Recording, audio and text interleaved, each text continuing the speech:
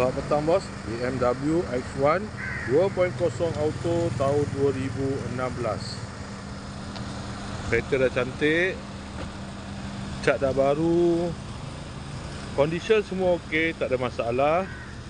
Kereta ni boleh loan bank, loan kredit dan loan kedai.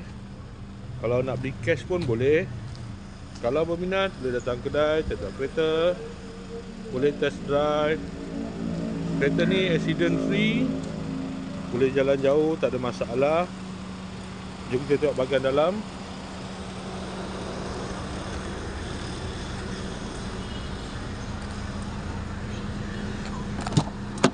Dalam masih cantik lagi, leather seat.